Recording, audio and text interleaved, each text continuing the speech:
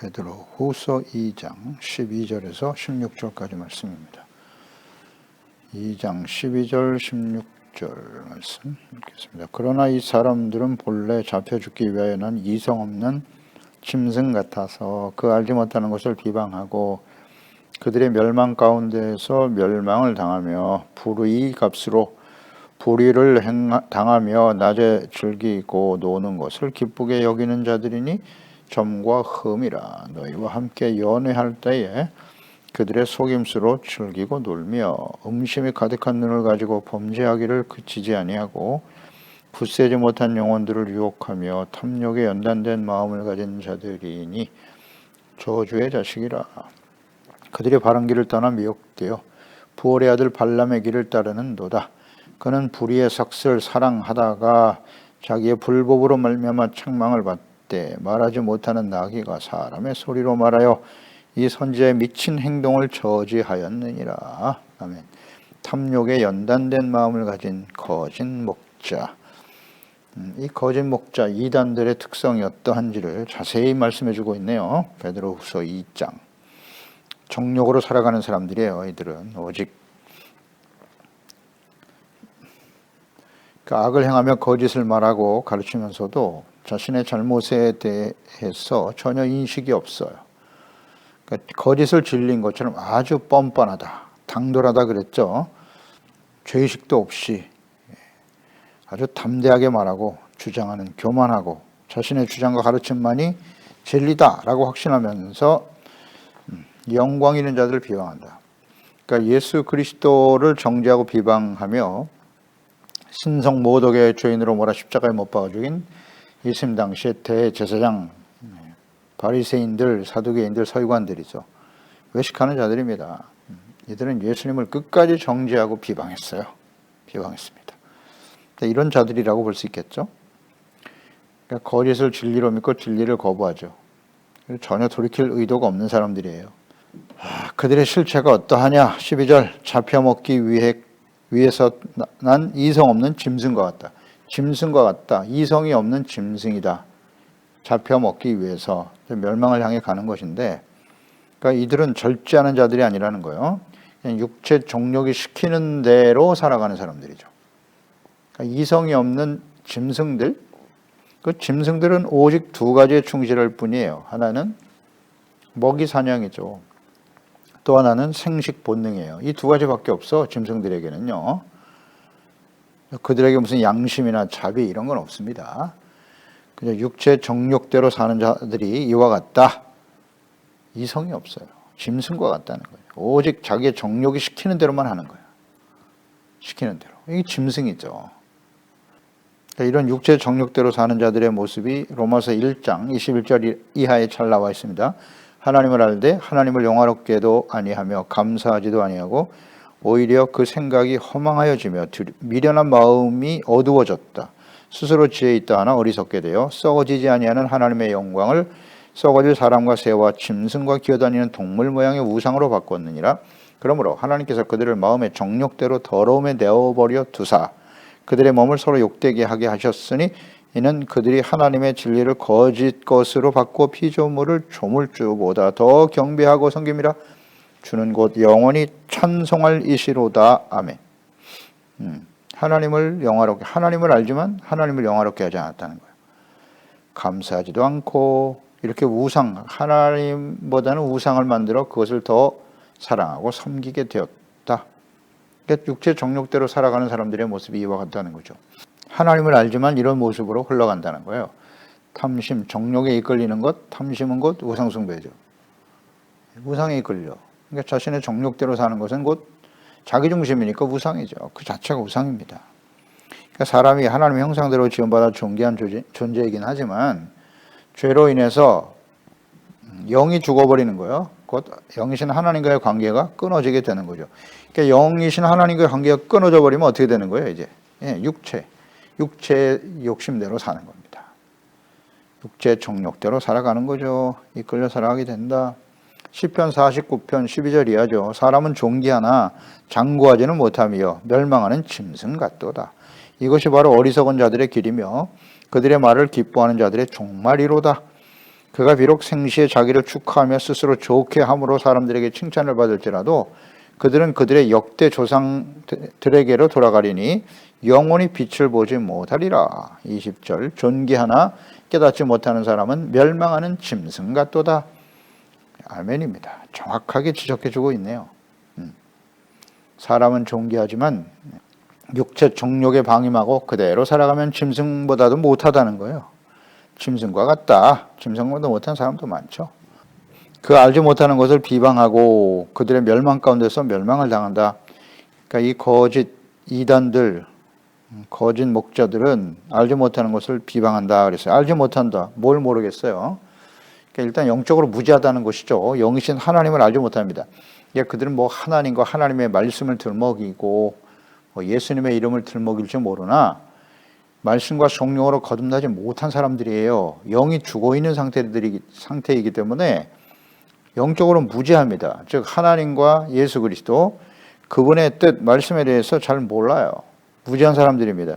또 하나는 자신들이 얼마나 하나님 앞에 심각한 죄인인가에 대해서 무지해요.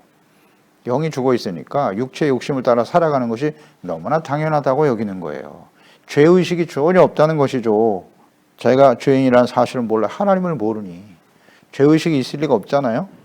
그러면서도 하나님의 이름을 들먹인단 말이에요. 그리고 자기 자신이 무슨 특별한 계시를 받고 영적 능력이 있는 것처럼 말하고 행동한다고. 그리고 영광스러우신 하나님과 예수 그리스도 그분의 말씀을 비방하고 하나님의 말씀으로 세워진 하나님의 교회를 비방하고 예수님 당시 외식하는 바리새인과 서기관들을 보세요. 하나님의 아들, 성육신하신 하나님의 아들을 죄인으로 몰아 죽이죠. 이 거짓 목자들이 한 예수님의 책망, 마태복음 23장이죠. 화 있을진저 외식하는 바리새인들에 대해서 말씀하시면서 책망하시면서 24절에 맹인된 인도자여 하루살이는 걸러내고 낙타는 삼키는도다. 화 있을진저 외식하는 서기관과 바리새인들이여 잔과 대접에 겉은 깨끗이 하되 그 안에는 탐욕과 방탕으로 가득하도다. 종교적인 모양은 가지고 있는데 그 속은 그 안에 그 마음은 탐욕과 방탕으로 가득하다. 그러니 하나님의 성전을 강도의 구렬로 만들어 놓을 수밖에 없죠. 이렇게 더러운 마음, 탐욕과 방탕으로 가득한 사람들이 모여있는 교회 하나님이 계실까요? 그런 인생 속에 하나님이 함께 하실까요? 이거 중요한 문제입니다. 그래서 언제나 우리 마음, 하나님 앞에 이걸 속일 수 없는 일이기 때문에 또 열매를 보면 알아요.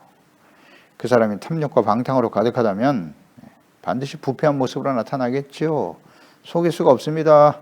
13절에 이들은 오직 육체 정욕에 이끌려 본능적으로 살아가는 자들이기 때문에 먹고 마시고 즐기는 쾌락에 매여서 살아갈 수밖에 없다는 거죠. 네. 대낮에 먹고 마시고 취한다. 이건 심각한 상태죠. 불의의 값으로 불의를 당하고 낮에 즐긴대요. 노는 것을 기쁘게 여긴다. 먹고 마시고 놀고 즐기는 쾌락에 매여 살아간다는 거죠. 육체 정욕이 시키는 대로. 그러니까 이들은 오직 육체 정욕, 안목의 정욕, 이 세상의 자랑을 쫓아 살아가는 사람들일 뿐이에요. 이 욕심, 대표적인 세 가지 욕심 있죠. 재물욕, 그 다음 성욕, 그 다음 명예욕. 이 욕심을 절제할 수가 없어요. 절제가 잘 안 돼. 그러므로 계속되는 부패에서 벗어나지 못하게 되고요. 대낮부터 먹고 마시고 취하고 즐기는. 그리고 아주 호사스러운 생활, 사치스러운 생활을 추구하게 되는 거예요. 그러니까 이단의 교주들, 부패한 목사들의 삶을 한번 보세요. 이단의 교주들, 아방궁을 만들어 놓고 말이죠. 다 속이잖아요. 부패한 목사들도 개인 재산을 축적하고 말이죠. 이들의 결말은 멸망입니다. 멸망이에요. 그리고 함부로 행동하잖아요. 아주 부패한 행동. 하나님의 양떼들을 말이죠. 하나님의 말씀으로 잘 양육하고 참된 그리스도인으로 세우기보다는 자신의 성욕의 대상으로 생각하고 말이죠. 거룩을 포장하여 이걸 분별을 못합니까? 14절에 그들은 음심에 가득한 눈을 가지고 범죄하기를 그치지 아니하고. 그렇죠. 육체의 욕심이라는 게 굳세지 못한 영혼들을 미혹하여 탐욕에 연단된 마음을 가진 자 저주의 자식이다. 음심에 가득한 눈을 가지고 범죄하는 자들이다. 자신에게 복종하게 만드니까 내가 하나님이야. 내가 하나님의 대리자라고. 내 말을 듣지 않으면 저주를 받을지어다. 이런 악한. 이건 다 거짓입니다. 내 말이 하나님의 뜻이니 육체를 요구하고 나의 정욕의 대상이 되라? 그러면서 하나님의 명령이라고요? 이 음심이 가득하잖아요. 음란한 생각. 왜? 정욕대로 사는 사람이기 때문에. 이게 성적인 욕구, 이게 가장 큰 욕구 중에 하나인데 이걸 절제가 안 되니까 자기가 하고 싶은 대로 하면서 포장하는 거예요. 하나님의 뜻이니 하여가면서 육체 종력에 방이 많은 자들 성욕을 절제하지 않죠. 그러니까 자신이 원하는 육체 종력이 시키는 대로 방임했던 대표적인 사람 솔로몬. 시작은 좋았죠. 겸손하고 하나님 앞에 의롭고 거룩한 하나님의 나라를 바르게 세우기 위해서 지혜로운 마음을 구했던 솔로몬. 전도서 2장 10절이죠. 무엇이든지 내 눈이 원하는 것을 내가 금하지 아니하며 무엇이든지 내 마음이 즐거워하는 것을 내가 막지 아니하였으니 이는 나의 모든 수고를 내 마음이 기뻐하였음이라. 이것이 나의 모든 수고로 말미암아 얻은 몫이로다.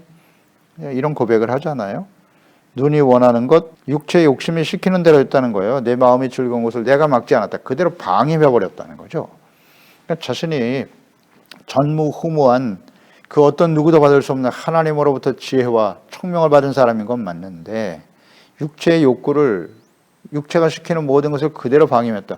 그러니까 내가 하나님의 지혜를 받은 사람이고 하나님의 택함 받은 사람이고 하나님의 성전도 지었고 그러니까 이제 내가 원하는 것은 다 하나님의 뜻이다. 여기에 빠지는 거예요. 이 솔로몬이 그래서 멸망하는 겁니다. 그래서 그 마음이 시키는 대로 눈이 바라보는 원하는 모든 것을 그대로 방임하였더니 어떻게 되었다? 왕상 11장 3절 솔로몬 왕은 후궁이 700명이요 첩이 300명이다. 그 여인들이 왕의 마음을 돌아서게 하였더라. 우상을 끌고 들어오는데도 그것도 보지 못하고 그냥 육체가 시키는 대로 그대로 내버려뒀더니 말이죠. 후궁과 첩을 1000명이나 들이더라. 끝이 없어요. 사람의 욕망이라는 것. 자기 눈이 원하는 것을 눈에 보아서 예쁘네 데려와 하면 다 데려오는 거예요. 이게 사람의 욕망이 이렇게 끝이 없다는 걸 보여주는 거예요. 솔로몬을 통해서. 그냥 방임하고 절제. 그럴 만한 능력이 있었죠. 예, 능력, 부와 재물, 명예, 영광 다 가지고 있었으니까. 이 하나님이 주신 복을 가지고 이런 짓을 하더라. 그래서 우리는 무엇을 구해야 하는지 초심으로 돌아가야지. 언제든지 초심으로. 부와 영광, 그게 우리의 삶의 목적이 되어서는 안 돼요. 정말 두려운 일이에요. 우리가 이 땅에서 살아가는 동안 재물이 필요하고 약간의 사람들로부터 인정을 받는 명예도 필요할 수 있으나 이것은 언제나 양날의 검이다. 부패와 타락의 시작이 될 수 있다는 사실을 잊지 말아야 해요. 세상에서 말하는 성공, 출세 이거 다 우리가 지향하고 목표를 가지고 살아가는데 우리 그리스도인들은 그게 목표가 되어서는 안 되죠. 가치 우선순위, 삶의 우선순위 오직 우리의 주인은 예수 그리스도, 재물이 주인일 수는 없지 않습니까? 우리가 주인으로 섬기는 것에 대해서 우린 종이 되는 것이니까 어찌 우리가 재물의 종로로 타며 살겠어요? 하나님의 자녀들이. 오직 하나님의 나라와 그의 의를 먼저 구하는 거예요. 어떻게 이렇게 방임하며 육체의 욕심대로 내어버려두고 불의를 행합니까? 그러면서도 내가 예수 그리스도를 믿고 구원받았으니까 내가 목사니까 재직이니까 내가 원하고 행동하는 모든 것은 다 의가 되는 거예요? 예수의 이름으로 물러가야죠. 물리쳐야죠. 이게 어떻게 정당화될 수 있단 말입니까? 이 말씀을 몰라서 그래. 이런 말씀도 잘 안 보죠. 가르치지도 않아요. 굳세지 못한 영혼들을 유혹한다 그랬어요. 이 사탄의 특징이죠. 이 사탄의 종들, 미혹하는 이단과 거짓 목사들의 전형적인 모습이에요. 굳세지 못한 영혼들을 유혹하는 거예요. 탐욕에 연단된 마음을 가졌다. 그러니까 믿음이 견고하지 못해서 유혹받기 쉬운 영혼들을 타겟으로 삼는 거예요. 자, 보세요. 여기 굳세지 못한 영혼들은 어떤 사람들일까요? 어떤 사람들이 굳세지 못한 영혼들일까? 거짓 이단의 거짓 목사의 타겟이 되는 사람들은 누구냐? 굳세지 못하다. 일단 믿음이 연약하다는 의미로 받아들일 수 있을 거고요. 이렇게 볼 수도 있어요. 말씀과 성령으로 거듭나지 못한 상태의 교인들이에요. 그냥 종교적인 모습은 있는데 진정 말씀과 성령으로 거듭나지 못한 상태. 그냥 분별력이 없는 거죠. 그냥 목사가 시키는 대로 그게 다 진리인 것처럼 하나님 말씀을 모르니까. 그러니까 말씀에 대해서 잘 모르는 거예요. 믿음은 들음에서 나고 들음은 하나님의 말씀, 그리스도의 말씀으로 말미암았다 하셨잖아요. 그러니까 굳세지 못한 영혼들은 믿음이 견고하지 못하다. 다시 말하면 하나님의 말씀에 대해서 잘 모른다. 그러니까 이 거짓 이단들, 거짓 목사들의 특징 중에 하나가 사람들을 무지하게 만드는 겁니다. 자기도 무지하지만 잘 몰라. 무지하지만 그 교인들을 무지하게 만들어요.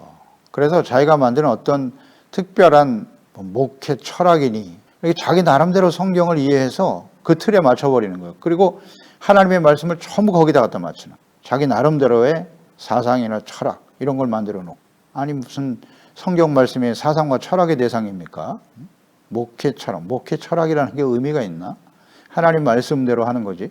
그래서 사람들을 미혹하는 거예요. 계속 같은 말만 계속해. 예수 믿고 구원받았다. 우리는 이제 천국 간다. 의인이 되었다. 계속 그 얘기만 하는 거예요. 언제까지 예수님의 십자가의 복음만을 얘기할 거예요? 그 예수의 복음을 믿고 구원받으면 하나님 말씀과 성령으로 거듭난 하나님의 자녀가 되었잖아요. 그 다음에 성숙해야죠. 계속 젖만 먹이는 거예요, 아직도. 그러니까 전부 어린아이를 만들어버리는 거예요. 이게 전형적인 거짓 목사나 이단들의 특징이에요. 그리고 막 겁주고 말이죠. 내 말 안 들으면. 무지하게 만들어. 자기도 무지하지만. 그러니까 연약한 성도가 되는 거예요. 굳세지 못한 성도. 뭐 10년, 20년, 30년 신앙생활 했는데 여전히 예수님의 십자가밖에 몰라. 물론 예수님의 십자가가 우리 구원의 가장 중요한 기초죠. 근데 언제까지 나는 구원받았으니까 거기에 머물러 있을 겁니까? 이거 조심해야 됩니다. 이거 조심해야 돼요. 그러니까 이런 사람들은 다 사탄에 걸려 넘어져요.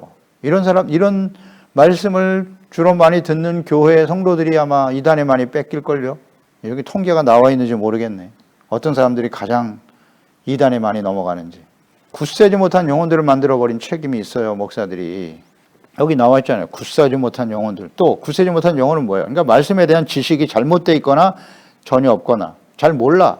관심도 없어. 그냥 목사가 말하는 것 그것만이 말씀이라고 생각해. 성경을 자기가 직접 읽어야죠. 성경 말씀을 읽고 묵상하면서 거기서 하나님을 만나고 하나님의 말씀과 뜻을 깨닫고 그 말씀이 기준이 되어 자신의 영적 상태를 점검하고 이게 잘 모르니까요. 관심이 없어요, 말씀에. 이게 연약한 영혼들이고요. 굳세지 못한 영혼들이고 또 그러니까 말씀과 성령으로 거듭나지 못했다는 거예요. 이건 뭐 어떻게 이렇게 이해하면 될 것 같아요. 예수님께서 씨 뿌리는 자의 비유를 말씀하시면서 하나님의 말씀이 떨어진데 길가, 돌밭, 가시떨기, 옥토, 좋은 땅이다 라고 말씀하셨는데 1, 2, 3번 길가 같은 믿음, 마음을 가진 사람들이에요. 이런 사람들이 바로 굳세지 못한 영혼들이지. 그러니까 이 길가에 떨어진 길가 같은 마음을 가진 사람은 어떤 사람들이라고요? 명목상의 그리스도인들이에요. 모양만 있어요. 이름은 있는데 말씀이 떨어지면 새가 와서 다 먹어가. 다 뺏어. 마귀가 와서 빼앗아 간다는 거예요. 전혀 결실할 수 없다는 거지. 그러니까 딱딱한 마음에 굳어진 마음, 인본주의, 자신의 생각과 뜻대로 그대로 굳어져 있는 육체의 욕심에 이끌려 살아왔던 과거의 삶에서 전혀 돌이키지 않는 이런 사람들. 하나님의 말씀에 순종할 의도 자체가 없는 사람들이에요. 명목상의 그리스도인들이죠. 이건 뭐 걸려 넘어가죠. 그 다음 돌밭 같은 마음을 가진 사람. 돌밭은 어떤 상태? 마태복음 13장 20절 21절에 돌밭에 뿌려졌다는 것은 말씀을 듣고 즉시 기쁨으로 받아요. 근데 그 속에 뿌리가 없어. 그러니 잠시 견디다가 말씀으로 말미암아 환난이나 박해가 일어날 때는 곧 넘어지는 자요. 그랬잖아요. 말씀으로 인해서 경건하게 살고자 하는 자는 박해와 시련이 있게 마련이고요. 상처와 고통, 아픔을 당할 수 있어요. 그런데 뿌리가 깊지 못하다. 피상적인 그리스도인들이죠. 그래서 쉽게 넘어져. 조금만 내가 원하는 방향, 내가 기도했는데 하나님 응답해 주시지 않네. 하나님이 내 뜻대로 해 주시지 않네. 또 교회 나와서도 사람들이 처음엔 잘 대주더니 내가 원하는 대로 해주지 않는군. 말 하나에 시험 들고. 시험 잘 드는 사람 어떤 사람? 네, 돌밭. 시험 드는 이유가 뭐예요? 내 생각대로 안 된다는 거잖아요. 철저하게 자기중심이죠. 그러니까 그 돌덩어리를 뽑아내야 된다. 그 돌덩어리에 돌밭이니까 그 돌의 본질은 뭐다? 그렇죠. 교만이죠. 교만. 철저하게 자기중심적인 생각이잖아요. 이걸 뽑아내야지. 자기 생각대로 안 되면 다 시험 드는 거예요. 이런 사람 굳세지 못한 영혼. 근데 다른 데 가보니까 교회에서 나를 인정해 주지 않는데 다른 이단들을 보니까 와 사랑하는 형제요 자매요 이러면서 자신에게 엄청난 관심과 따뜻하게 돌봐주고 자신의 필요를 채워준단 말이지. 휙 하고 넘어가는 거예요. 대부분 이런 사람들이에요. 이런 사람들 미혹하는 거예요. 돌밭. 그 다음에 세 번째가 가시떨기 같은 마음이죠. 13장 22절에 가시떨기에 뿌려졌다는 것은 말씀을 들으나 세상의 염려와 재물의 유혹에 말씀이 막혀 결실하지 못하는 자다.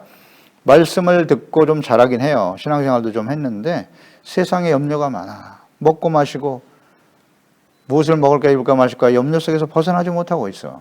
그 다음 재물의 유혹이죠. 재물이 좀 없을 때는 괜찮았는데 재물이 좀 생기니까 그 재물 때문에 더 많은 염려가 생기죠. 어떻습니까? 재물이 없을 때는 몰랐는데 재물이 많아지면 염려가 더 많아져. 마음이 더 나눠요. 그걸 잃어버릴까 봐. 어떻게 하면 지킬까? 얼마나 더 많은 재물을 얻을 것인가의 유혹에 막혀. 이런 사람이 걸려드는 거예요. 다시 정리합니다. 길가, 돌밭, 가시떨기와 같은 마음을 가진 사람들이 뭐다? 이런 사람들이 굳세지 못한 영혼이에요. 열매가 없으니까 성령의 열매가 나타나야 되는데 이런 사람들이 곧 마귀의 공격 대상이다. 마귀는 우는 사자와 같이 삼킬 자를 찾고 있다고 했는데 이 마귀의 삼킬 대상이 누구다? 바로 이런 사람들이에요. 믿음이 굳세지 못한, 말씀과 성령으로 거듭나지 못한, 하나님의 말씀에 대한 이해가 없는 사람들, 연약한 믿음의 상태, 어린 믿음의 상태에 머물러 있는 사람들, 정체하고 있는 사람들이죠. 돌밭, 길가 돌밭, 가시떨기 같은 마음을 가지고 있는 사람, 열매가 없단 말이에요, 한마디로. 무슨 열매를 맺어야 되는지도 모르고, 열매가 뭐지? 무슨 열매를 맺어야지? 세상에서 출세하고 성공하면, 야, 저게 믿음 좋은 열매인가 보다. 이렇게 가르친단 말이에요. 성도들을 완전히 어리석은 바보로 만드는 거예요. 이거 참 안타까워라. 무슨 열매를 맺어야 하나요? 성령의 열매, 빛의 열매. 마귀의 종들인 거짓 목사와 이단들의 공격 대상이에요, 이런 사람들. 그래서 이단들, 거짓 목사들은 다 교회 안에 있는 이렇게 연약한, 뭐가 뭔지 모르는, 분별력이 없는, 말씀을 모르는, 하나님을 잘 모르는 하나님의 양들을 미혹하는 거예요. 교회가 타겟 대상입니다. 그래서 따라서 우리 그리스도인들로서 또 목사로서의 역할은 뭐예요? 영적 성숙에 힘써야 되는 거예요. 어린아이로 그냥 내버려 두면 안 되고, 그래서 목사들은 연약한 자녀들을 양육하는 일에 힘써야죠. 베드로후서 1장 5절에서 9절, 그러므로 너희가 더욱 힘써 열심으로 최선을 다해야 할 일이 있다. 그게 뭐냐? 믿음, 덕, 지식, 절제, 인내, 경건, 형제, 우애, 사랑을 더하는 일을 계속 힘써야 된다고. 열심히 하나님의 말씀을 통해서, 경건의 훈련을 통해서 기도와 성령의 인도하심을 따라 그저 이 세상에서 출세하고 성공하는 일에 힘쓰는 게 아니라, 열심히 예배만 드리면 되는 게 아니라 믿음, 덕, 인내, 경건, 형제, 우애, 사랑을 더하는 이 계단을 올라서 성숙해 가야 하나님의 나라에 넉넉히 들어감을 얻게 된다고 하시지 않습니까? 저 천성을 향해서, 하나님의 나라를 향해서 그냥 이 땅에서 얼마나 더 많은 것을, 땅에 속한 자는 결국 하나님의 의에 이룰 수 없어요. 돈을 사랑함이 일만하게 뿌리가 되는 것이고 믿음에서 떠나게 되는 거예요. 사탄의 공격 대상이지요. 이러면 안 됩니다. 이걸 잘 분별할 줄 알아야 돼요. 더욱 힘써야 된다. 우리가 힘쓰고 성장해야 될 일이 무엇인가? 무조건 그냥 열심히만 나와서 예배만 열심히 드려, 교회를 위해서 열심히 봉사하고 헌신하고 헌금만 열심히 해. 거기에만 열심히야. 그래 놓고 너는 하나님의 축복받고 하늘의 상급이 쌓일 것이다. 계속 이 얘기만 듣는 거야. 이거 정말 조심해야 됩니다. 이 거짓된 가르침을 잘못 이해하고 받아들이면 자신도 모르는 사이에 그들과 같은 종류의 사람이 되는 거예요. 그리고 이들의 실제는 탐욕에 연단된 마음을 가진 저주의 자식이다 그랬어요. 탐욕에 연단됐다? 이건 무슨 뜻이에요? 이것은 연단된 믿음과 반대되는 개념이겠죠. 그러니까 연단된 믿음이라고 하는 것은, 연단이란 죄를 버리는 거잖아요. 죄를 버리고 아주 순수한 믿음이 되게 하는 거잖아요. 오직 믿음. 그 믿음의 근거는 뭐예요? 하나님의 말씀에 근거한, 하나님과 하나님이 보내신 예수 그리스도와 하나님의 말씀을 믿는 믿음이죠. 이게 순수한 믿음이에요. 근데 자신이 원하는 대로, 자신의 생각대로 믿으려고 하는 것이 우리 가운데 있다 없다? 아주 많다. 그래서 하나님이 연단하시는 거예요. 지혜 말씀을 통해서 연단받는 게 가장 좋은 일이고, 그게 연단이 안 되니까 여러 가지 시련과 환난을 만나게 하시는 거다. 그래서 믿음이 순수한 믿음, 하나님의 말씀에 대한 순수한 믿음, 내 생각을 믿는 게 아니라, 이거 구분이 안 돼요, 잘. 이게 연단이거든요. 아주 흠이 없는 하나님의 말씀에 온전히 순종하는 믿음이거든요. 그런 반면에 탐욕에 연단됐다는 것은, 연단의 의미를 탐욕에 적용을 시켜보면, 이 탐욕에 연단된 사람은 양심이나 죄에 대한 인식, 선하고 의로운 의도가 전혀 없는 상태인 거예요. 그러니까 완전히 오직 순수, 100%의 정욕으로 충만한 사람이라는 뜻이에요. 정욕밖에 없어요, 이 사람은. 상대방에 대해서 무슨 양심의 가책을 받는다거나 죄의식, 이런 게 전혀 없는 사람들이에요. 그러니까 그렇게 사람들을 속이고 자신의 그 사람 인생과 가족이 다 망가지고, 그 이단들 보세요. 가정을 버려라, 가족을 버려라. 그 소중한 관계를 깨트리면서도 나에게 복종하고 나에게 충성하라? 그러면 천국에 들어갈 것이고 14만 4천 명 안에 들어갈 거다. 이런 어리석은. 여기에 넘어갑니까? 자기밖에 몰라요. 자기밖에. 자신의 이익. 자신의 공동체에 대한 어떤 이익, 결국 돈이지 뭐 다. 채무를 얻기 위해서 사람들을 이용하는, 그들이 망하거나 가정이 파괴되는 거 신경 안 써요. 이 사람들은 전혀 양심이 없다니까. 탐욕에 완전히 연단된 사람들이에요. 이 정확한 지적이네요. 2000년 전에 기록한, 베드로를 통해서 기록한 이 말씀이 지금도 그대로 적용되고 있지 않습니까? 그래서 성경은 진리인 것입니다. 그러니까 이 탐욕에 연단된 마음을 가진 사람들은 하나님의 말씀에 전혀 반응할 수도 없어요. 돌이키지도 않고 할 수도 없는 자들이에요. 의도도 없고 그렇게 할 수도 없어요. 이 사탄의 종들이죠. 그러니까 하나님의 백성들이, 그래서 이들은 저주의 자식이 된다 이렇게 됐잖아요. 저주의 자식이라고. 저주란 무엇입니까?